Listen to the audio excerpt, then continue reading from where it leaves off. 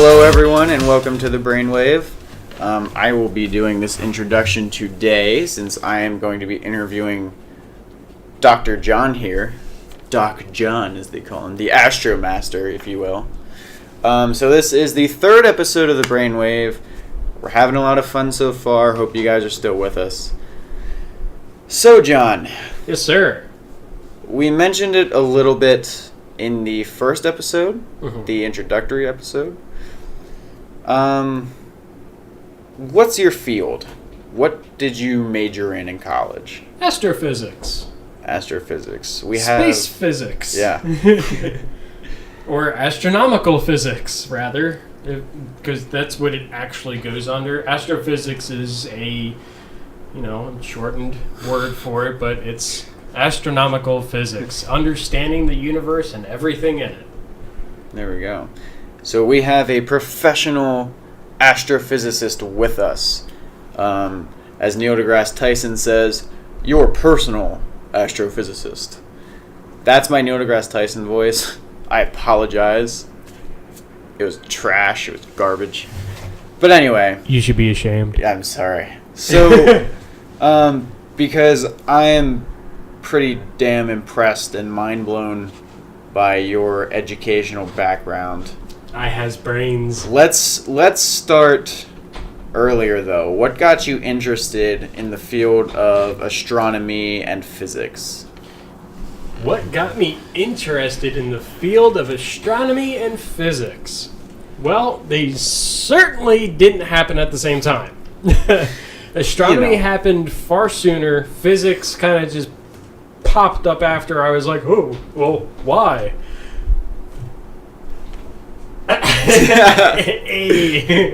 Philosophy. Oddly enough, it started very, very, very early on. In high school, I was really getting into photography at the time, and it transitioned. As I got better at photography and I got better gear, better lenses, and a better camera, and I got a tripod and all that kind of crap, I started... The night sky has always fascinated me. I always looked up. I never looked down at the ground. I wasn't interested in the dirt I was walking on. I was always interested in what those little twinkling lights in the night sky were. So...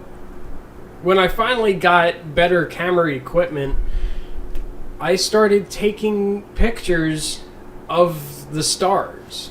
I wanted to see the night sky better. I wanted to see what my eyes couldn't see by themselves. And as I took more pictures, I started being able to see deeper and deeper into space. And the more into space I got, the more fascinated I was. And then all of a sudden I wanted to know everything about space, which got me into the astronomy side of it. And then I started to study astronomy regularly. It's something that I really enjoyed doing. And then when I got really deep into it, I wanted to know, but why? And I felt like physics answered that for me. Like, there's this star, but it's bigger than ours, and it's blue, and it's really freaking hot, and it's this far away, and this is the amount of whatever is in it. But why? And physics answered that for me. And when I started to understand space, I wanted to understand the Earth and everything, and physics became my answer to everything. I was asking so many questions, and I wanted an answer for them, and physics became my answer.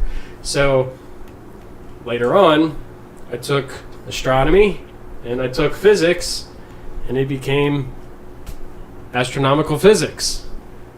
That's how I got into it. So it was a very long road, very long transition, but... yeah.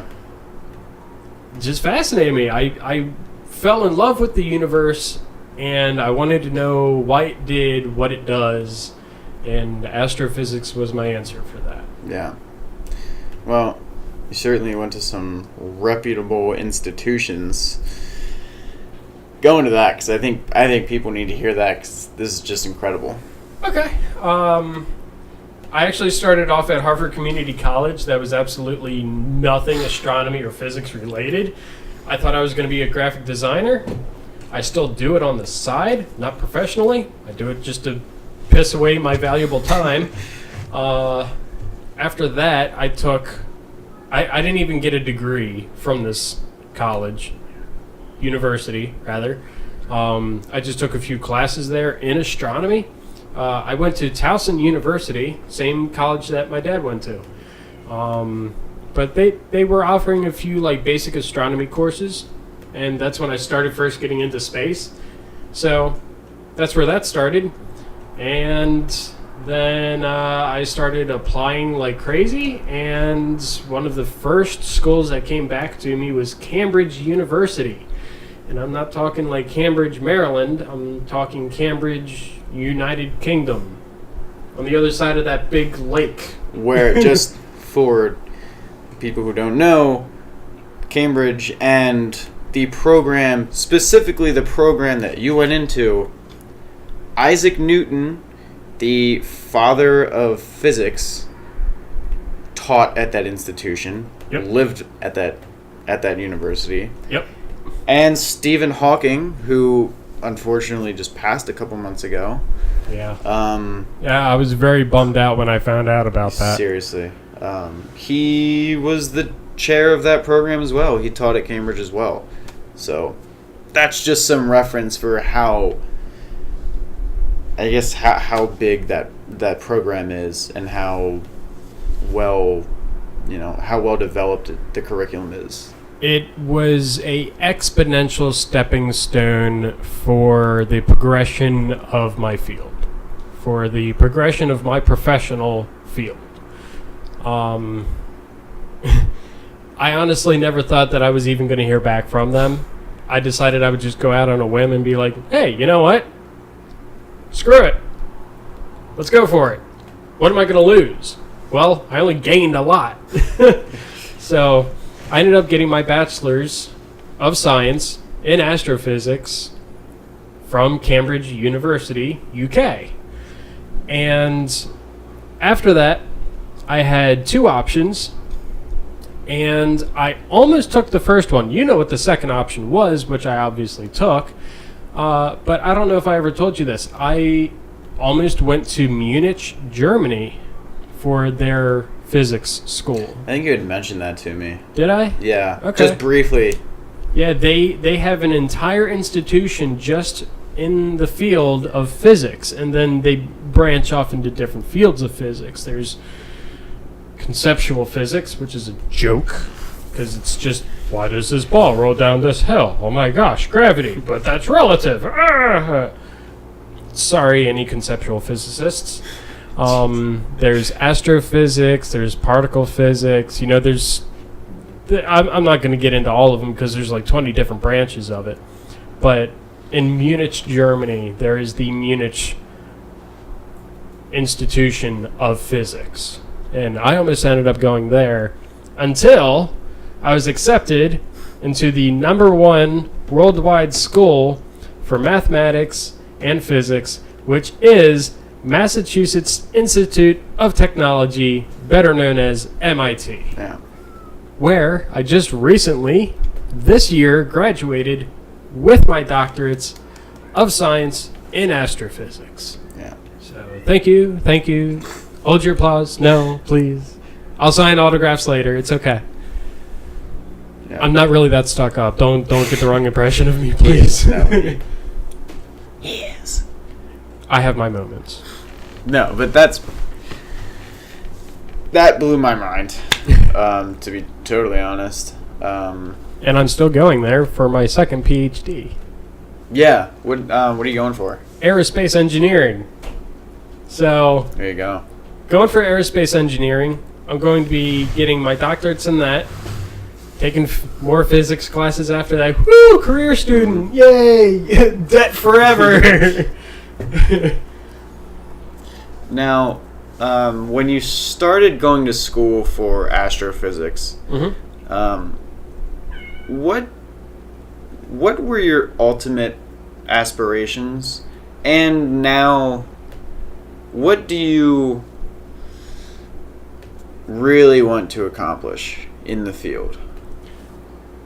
So the original reason for me going back to school for astrophysics, going to school for astrophysics, I had absolutely no goals. I literally, for completely selfish reasons, all on my own, I just wanted the knowledge for myself. I didn't know something. I wanted to know something, so I went to learn something. And that's how that started. I didn't have any goals at all. But as I learned, and I learned, and I learned, and I learned, and then I just kept learning, and then suddenly I'm a doctor. Never thought that would happen. Especially in high school. I was like, screw this, I'm out. Yeah. Never going back to school. Bad idea. Go to school. It helps. Don't trust anybody. It helps.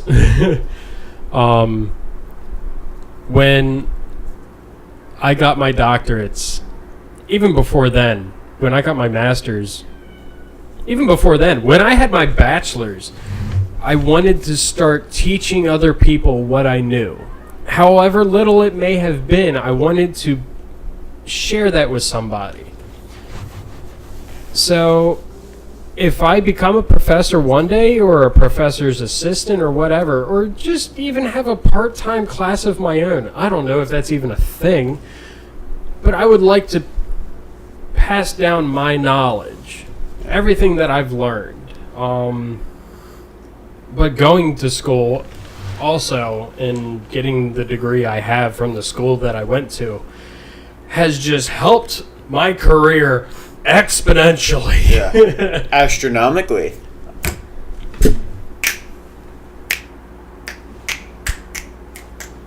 We're funny guys. We're really funny. Okay. Funny people. We're humorous. I'm all snapped out now. I hit my mic too. Yeah, Sorry, there you Mike. Sorry, Mike. It's okay, John. Whoa. Oh, it's all right. We're terrible at comedy. Oh my god. But this is real comedy, though. This ain't scripted. No. Hide the scripts. Yeah, seriously. What was I saying? Oh god. Something astronomically? It helped It my helped career your career. astronomically. Yeah. And it did. I never in a million years would have thought that I would be doing what I do now compared to what I've done then. Yeah. I'm a federal employee working for the federal U.S. government. I apply astrophysics to my job daily. And it's the first time in my entire life I'm able to wake up in the morning already smiling because I get to go to work. Every other job I've ever had, I've woken up and contemplated, how bad do I need this job? Yeah. Can I just sleep in? Which I think we've all had those moments. All of us. You just don't want to wake up and you're just like, you know, Seriously. I could be a hobo. Yeah. That's okay. All of us. But yeah, I mean, I wake up now and I'm just like, I get to go to work. Cool. Like I'm almost to the point that I don't look forward to the weekend, which I have now. I have weekends. I've never had those before. John, what are you doing Saturday? Working. How about Sunday? Working. SpongeBob reference. SpongeBob, what's on your schedule? And go to work, go to work, go to work, go to work. Was that a bad reference? Yeah. He works a lot, and that's what I used to do, is work a lot. So I only work 40 hours now. Yeah. Kinda. No, that was a solid reference. I get overtime. 7.5 out of 10. I got to shoot for that 8. At least an 8, 8.5. Okay, Yeah. I'll work on it. Yeah, 7.5 is too low. Is mayonnaise an instrument? No, Patrick, mayonnaise is not an instrument. I'm sorry, I don't remember the... I don't remember the rest? I am never good at this one. This one, like, always escapes my mind for some reason. It's horseradish, Brady. I'm sorry. No, Patrick, horseradish is not an instrument either. God. I know. This is why I have to pass my knowledge down. These are the things that matter. I mean, pretty disappointed in myself for that one. But that, to be fair, that is one of the only SpongeBob references that I can't finish. That's true. Yeah. That's true. Anytime I bring up another one, you're always right on it. Yeah. This is what we do for fun. Seriously. We quote our childhood show. Those tuition dollars are going to great use. Aren't they? Anyways, what were we talking about? Right. So, school has led into the job that I do now, and I look forward to waking up every morning and going to work, yada, yada, yada, astrophysics. But I'm also partnered with the National Science Foundation, the National Astronomy Association, National Astronomy Society, and if you guys can see my shirt past my mic, I don't know if you can actually see this or not, because I can't see anything now. I am a very proud member of the Planetary Society, and I got a shirt with the solar system on it. That's pretty cool. That's badass. This is almost as cool as the Pikachu shirt I was wearing in the last episode. Almost. Yeah. But that Pikachu shirt's dope. that sky blue with the miniature Pikachus, man. Dude. There's at least 100 on that shirt. Dude. But, so yeah, I mean, that's where everything has led me to. I went from working in a terrible dead-end job at a pole store, trying to sell poles to make a paycheck, to being an astrophysicist, working in his field, being members and partners in a partnership with the 3 largest science communities in the country. Yeah, that's awesome. I'm currently working on trying to please and appease the... Oh, wow. Well, I'm not doing a very good job if I forgot their name. Astronomy Society of the Pacific, Astronomy Association of the Pacific, Astronomy... Organization. It's something over in California. Yeah. Yeah, it's on the other side of the country, so... That's Yoshi. Well, no, that's... Wow. That's Mario. That's Yoshi. I'm trying to base my movements off the screen. Yeah. Oh, yeah, it's mirrored for you, isn't it? Yeah, it is. It is mirrored. Yeah. That's wild. That was terrible. Yeah, that's Mario, guys. Yep, there he is. Actually, wow. That's okay, take your time. That's Mario. That dot at the end of That's Yoshi's, okay, take your Yoshi's time. tongue. Anyways. Yeah, seriously. Waiting on you, bud. I don't remember where we were at. Okay. So I asked you what you ultimately aspire to do. Let's get into... I didn't really answer that, did I? Yeah. I aspire to do what I'm doing now. Yeah. Just... I am doing what I want to do. Yeah. I can't believe that. Yeah, it's awesome. I love that. I I'm doing what I want to do. I think that's everyone's ultimate goal. Well, it should be. I mean, you know, Some people are too concerned with the giant paycheck, though. Well, they'll trade their happiness for that money. Well, let's be totally honest. But then you can buy your happiness. Yeah, if you're making a ridiculous amount of money, but you're doing something you don't really like, are you gonna really hate it that much? Like, I mean, let's be serious here. And that's something people say. Money can't buy you happiness, and that's true. Because happiness isn't a physical form. I can buy things that will make me happy with my money. Now we're getting into my field. Well, let's think about thinking this over. Oh, God. Yeah. But why should we think about thinking about this? Why are you even asking the question of why we should think about thinking about this? Where am I right now? Your apartment? Relativistically? That word. Never mind, I'm going to stop there because big words. Come on, Einstein. I'm not Einstein. I will have you know, my IQ is 4 points below his. I'm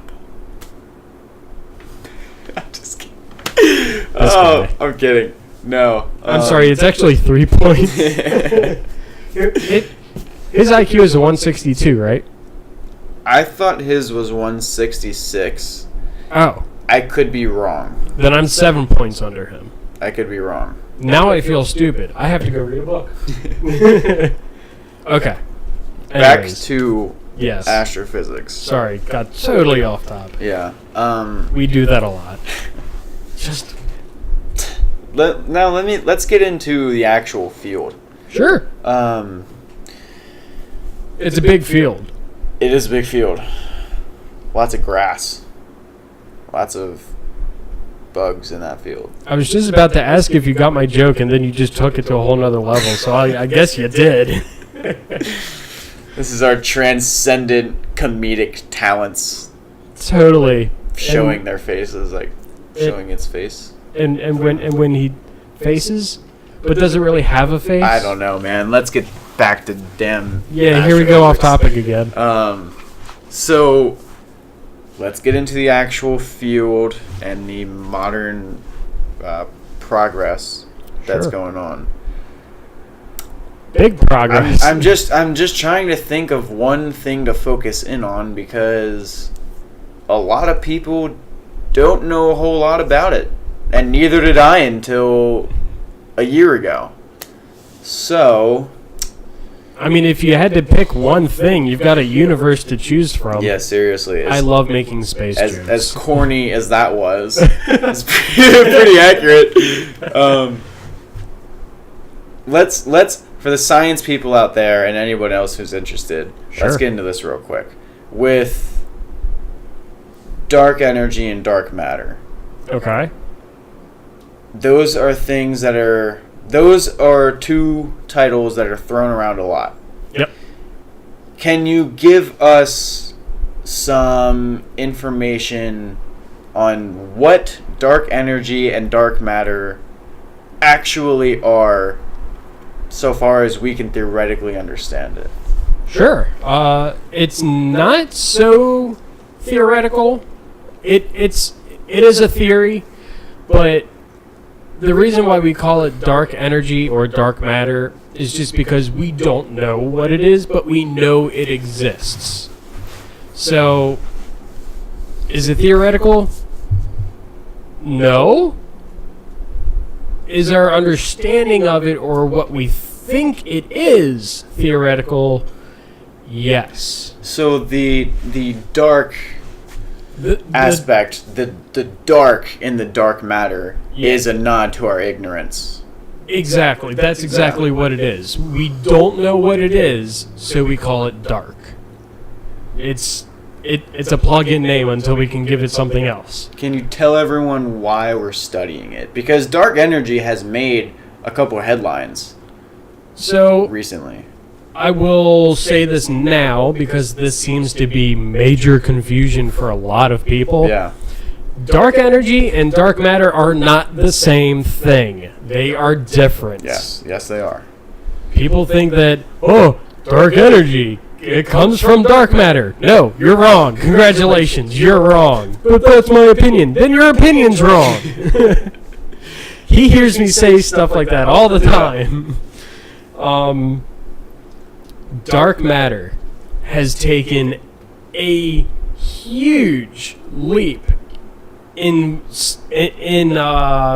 scientists. It's catching the eye of scientists because we have begun to study the expansion of the universe. It's always been theoretical that the Big Bang was this massive explosion in an empty space that spit out all the ingredients all at once for a universe. Now think about that. How colossal our universe is. You're talking about let's Jesus. Couple. Oh, it's bottles and shit. Let's take the Earth. The Earth is huge. Think about you as a person. You take up what, 2-3 square feet at the most, maybe. Now look at the room you're sitting in. It's what, maybe 25, 30 square feet, so you can fit about 15 of you in there comfortably. Now, let's look at the building you're in. How many rooms can you fit in that? Let's take the building and look at the property that the building is sitting on. Take that property and look at the town that you're in. Take that town and look at the county into the state into the country versus the world. How many of you can fit on that planet? We're at 7 billion right now, and technically it's getting crowded, but we can fit a lot more. I think they say that technically you could put the entire global population into the city of Los Angeles. Like, you could physically fit 7 billion people in LA? You could physically fit those people into an area the size of Los Angeles. Well, I would not want to be there, but I don't know if I'd have a choice if I have to be there. Yeah, no, I mean, obviously no one would want to live like that, but the amount of space that we take up, you could fit into that area. That would suck. Yeah. So, now you have a rough idea of just how big the planet is, maybe, if you can actually wrap your head around just our planet alone, just our planet. Now, let's take Jupiter. You can fit how many Earths just into its storm? Like 3? Is it 3? Is it 4? Is it 6? I think it's 3 to 5, somewhere around there. I'm pretty sure you can fit 24 Earths inside of Jupiter. Or is it more than that? I'm not sure. That I'm not entirely sure. I think it was like... I'll say 24. Okay. I'm going to go off of 24. I'm going to base my math off that. So let's take 24 Earths and stick them inside Jupiter. Now, how many Jupiters fit in the sun? Or even better, let's do it this way. Screw all that. The last 2 minutes didn't happen. Earth. Now, how far away is the sun? The Earth to the sun. That distance is called 1 astronomical unit. Okay? There is a star called UI Scuti out there, which is a red giant. Actually, it's a red supergiant. Or is it a hypergiant? I think it's a hypergiant. It's bigger than a supergiant. Yeah, so UI Scuti is a hypergiant. Earth, Sun, 1 astronomical unit. UI Scuti is 6.68 astronomical units wide. Whoa. You can fit the Earth and the Sun in there 6 times. Inside one star. That's insane. That's actually mind-blowing. That's something I have never heard. That is still small when you think about just the solar system. Our solar system is 4 times that length. Now look at our solar system compared to our galaxy. We have more solar systems in our galaxy than stars we can visibly see with the naked eye at night, which averages around 3 million. 3 million solar systems just inside the Milky Way, and the Milky Way is a small galaxy. So take Andromeda, our nearest sister galaxy. Andromeda is 3 times the size of the Milky Way. Now, let's look at our astronomical neighborhood, as they call it. There's over 20 million galaxies in the astronomical neighborhood. Now let's expand even beyond that and look at the cellular web, as they call it. This is our stellar neighborhood, along with like millions of other stellar neighborhoods inside one massive web. That web is 10,000 billion. So that's 10 decillion. That's a 10. That's a 10 with 10 rows of 3 behind it. So that's a 10 with 30 zeros behind it. Astronomical units wide. Can you fathom that? Because that's only 1/1,000,000th the size of our calculated universe, and it's expanding still. It's still going. And that's what dark energy is. Dark energy, they believe, or dark matter, they believe, is causing the universe to continuously expand.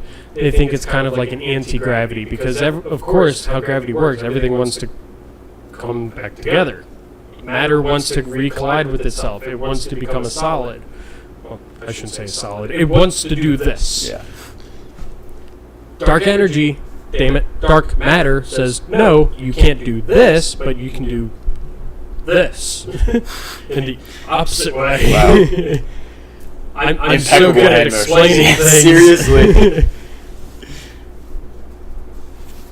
Right now, what scientists are working on is trying to calculate and watch in what direction everything around us is moving.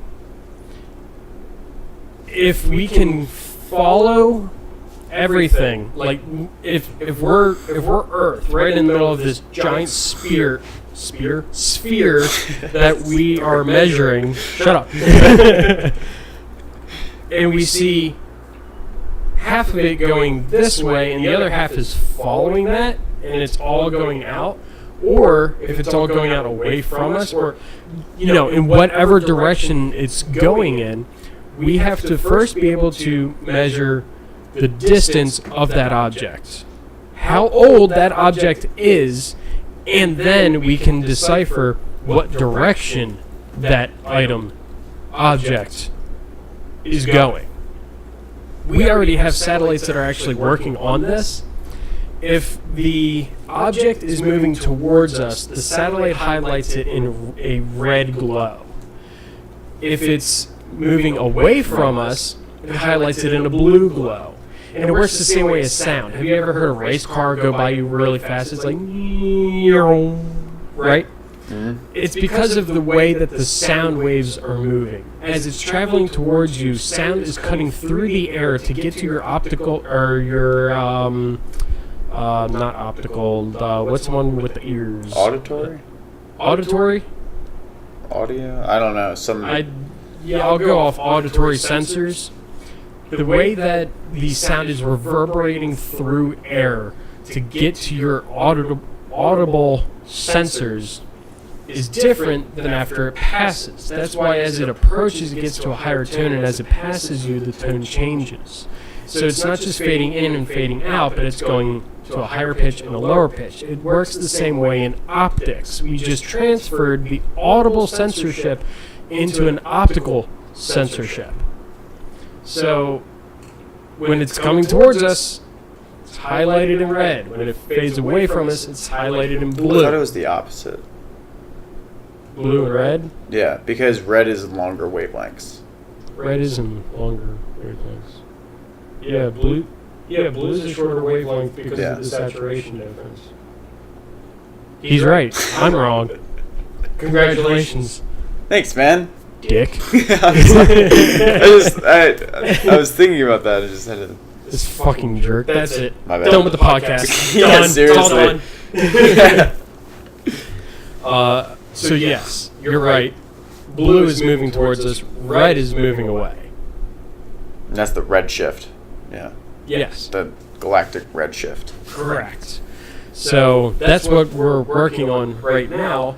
But when we find out, like, okay, we know where everything's heading, we know what direction it's going in, we know how long it's been there. Now we want to know, why is it doing that? And here's the one thing that, because we're searching for the center of the universe. And the center of the universe, we believe there is a center to it, because when something explodes, it goes in all directions unless there's a greater force to stop it. But if there was a vast nothingness before this massive explosion, there would be nothing to stop it. It would just forever keep expanding in a 360-degree spherical dimension. Right? The third dimension. Yeah. You can do this, and you can do this, and you can do this. Yeah. Whoa. So intriguing, that guy. I make learning fun. He's so intriguing. Everybody thinks I'm crazy after this episode. Yeah. So, now here's the problem. Let's say that there are two red waves. And so you've got one here, and you've got one here. And they're traveling.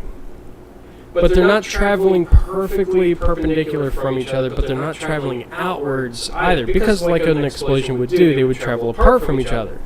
What if they're traveling towards each other? That would be a problem. If they're traveling towards each other, a large gravitational force has caused one of those objects to potentially change its direction, so it maybe it started like this and started going back around. That's a possibility. Or if it has, in these billions and trillions of years,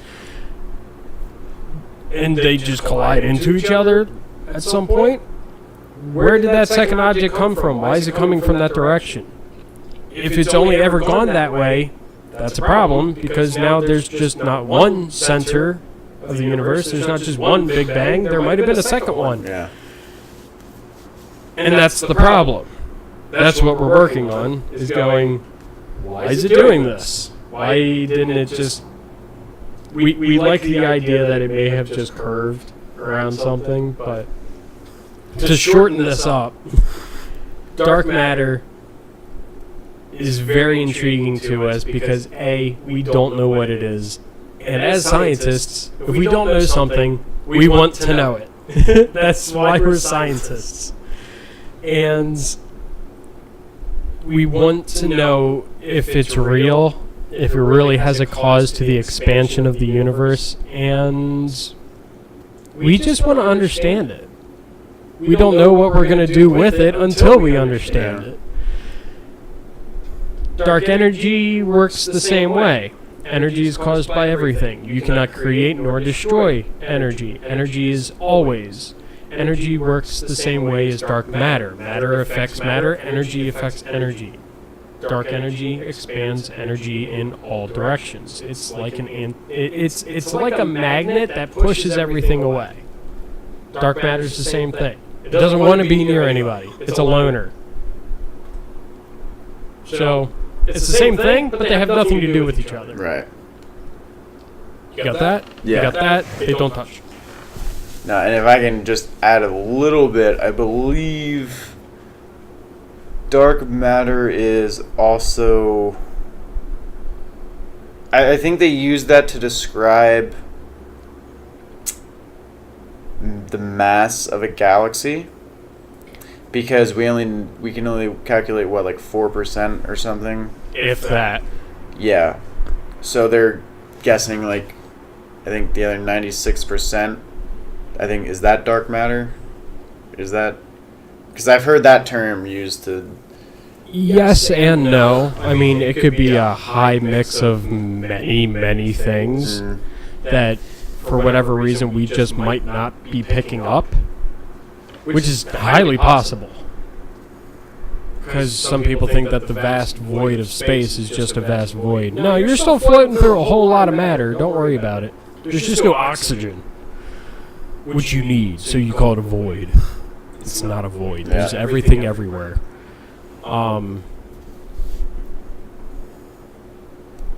It's... And it's not just galaxies. I mean, even the microphone that I'm talking into, the desk that I'm sitting at, it's a theory that the material this is made out of, the matter that's holding this together, aren't actually touching. Yeah. And that's what they think dark matter is that space in between all of it. Like the electron clouds. Exactly. Yep. So let's say that, you've got a couple molecules or atoms just kind of floating around, but none of them can actually physically touch. In that intertwining, weaving network of atoms of matter that puts everything together. The reason why they can't actually physically touch is because there's dark matter that's woven in there, or dark energy that's woven in there. And they think that's how everything in the universe is. Whether we think it's dark energy or dark matter, we don't know, because in my own mind I kind of theorized that maybe there's just something way smaller than a single atom that we don't even know about. Because, I mean, you can get into neutrons and protons and quarks and all that, but what if there's something smaller? What if there's something smaller than a single proton or a single neutron or a single electron? What if there's a whole nother network that we have not yet discovered, and it's not actually dark matter, it's just blank matter? There's a whole nother matter network that still exists, and we don't have the technology to discover that yet. And that's kind of a food for thought thing right there. Well, there we go. I'm going to ask one more thing. Sure. I know you want to ask a lot more than that. Off the top of your head, no research, nothing like that, just what you can come up with right now. What is the most mind-blowing fact or theory, real quick, that you can give us about the universe? Potato. That was the first thing that came to my mind. It was either that or some really bad quote by Patrick Starr, but I couldn't think of one fast enough. Nice. The most mind-blowing thing about the universe? That you think of. Man, you can't do that. Oh my gosh. The first thing that's going to come to my mind, most mind-blowing fact about the universe, is that you cannot create or destroy energy. That the same amount of energy since ever is still here, and it'll be here all the way to the end. Whenever or if ever that happens. That fascinates me. Yeah. I think that's absolutely mind-boggling. That you're talking about the Big Bang, theoretical, I know, theoretical, but I have nothing else to go off of. Well. We're working on it. We're pretty positive that the Big Bang model of the universe is correct. The actual event, what caused it, if you will, we don't know. But yeah, and that's where the multi-universe theory comes in. But that's theoretical. Yeah. For now. But ever since the Big Bang, however long ago that was, however many trillion billion years ago that was, we are still using and populating that same energy just to live. Like right now. Like and who knows what else is out there. TESS, the Transiting Exoplanet Survey Satellite, is looking for exoplanets similar or, potentially life inhabiting. And it's just looking for planets in general, but that'd be really cool if we found a potential sister Earth or something. But just energy. I think just energy alone is cool, and that's where the quantum particle side of my physics comes in. But that's my answer. You never gain, but you never lose. You never create, but you never destroy energy. Yeah. It is always absolute. It is always what it always is. It is fascinating. I love it. So, yeah, well, that, unfortunately, is all the time we have today on the Brainwave. Thank you, everybody, for listening or watching or however you're receiving this message, communication. So, thanks, everybody, and we will see you next time.